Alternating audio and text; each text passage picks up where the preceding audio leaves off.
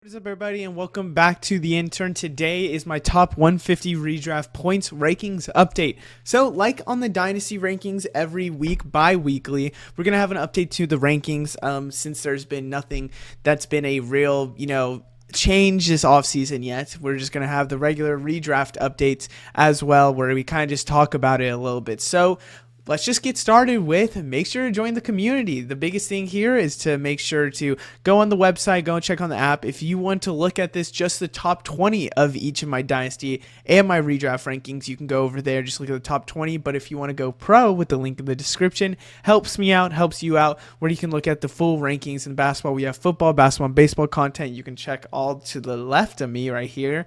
And just like that, let's just get started with going first. LeBron James here at number 12, which I think is going to be a slight decline in most redrafts.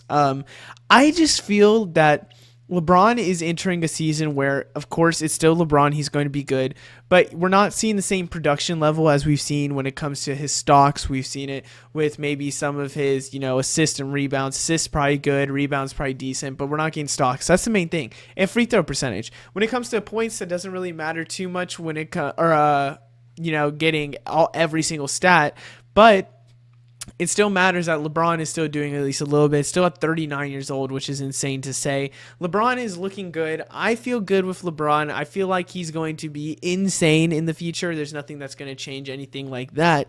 But the fact is that it's still LeBron James.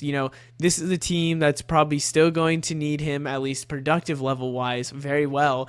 And I feel like we're not going to ever see again a top 12 season from LeBron. Maybe he's in this topish area, but I'd rather bet on other players. For example, like a Scotty Barnes, who's going to be on a team alone, getting some good upside, getting some good stocks. I'd rather pick that than maybe a LeBron James. But that's just my opinion, and I think a lot of people would also agree with me on that one. Up next, we have at 118, Klay Thompson. Klay Thompson wasn't somebody that I think in points leagues was going high at all. It didn't really do good. It really kind of ruined a lot of his stats when it came down to it. But now going to the Mavericks, I feel like this is going to be a better opportunity for Klay. Yes, he's probably going to get the same maybe touches as he did with the Warriors, but I feel like we're going to see a lot more opening. People are going to guard Luka Doncic. People are going to have to guard Kyrie.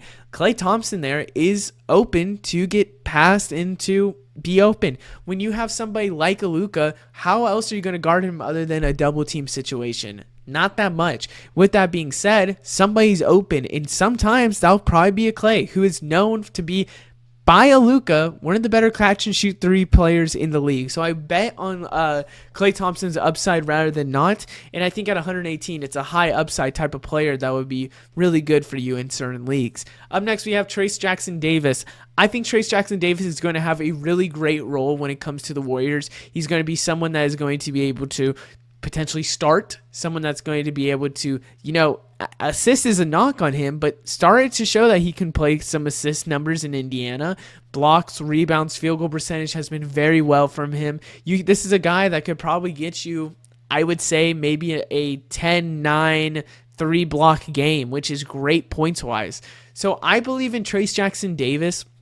I think with the whole situation that's going on with the Warriors, they're looking for players to step up. And Trayce Jackson-Davis, being that kind of win-now second-year player coming in, is going to be a good rookie or a good second-year player coming in, and is going to be someone that has the opportunity to step up. Up next, we have at number 15, Alperen Sengun. I think Alperen Sengun really showed last year what he could do for the Rockets. Coming up into this next year, we're going to see probably Sengun look a little better, in my opinion, I would have to say. I think we're going to see him pass the ball more like he has already, rebound the ball more. I think his turnovers is going to still be pretty high, but I could see him shooting three-point more at a bit efficient clip. Maybe his free throws aren't as bad. They were pretty bad last year, but I think that's not anything against him. I'm interested to see what Sengun does, because the team added really over the offseason just Reed Shepherd. Sengun is still an excellent type of player that can pass. Maybe Fred VanVleet takes a step back. Maybe Thompson takes a step up, and it's now going to open up certain places for Sengun. I'm excited to see what could happen, because right now it looks like Alperen Sengun is here for a breakout year that could be an all-star. Up next, we have Cam Thomas at number 63.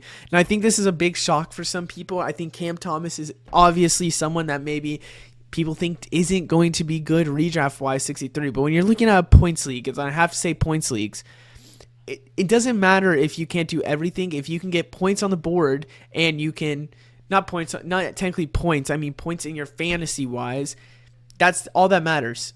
And for Cam Thomas, yes, he's not getting stocks. Yes, he's not getting rebound.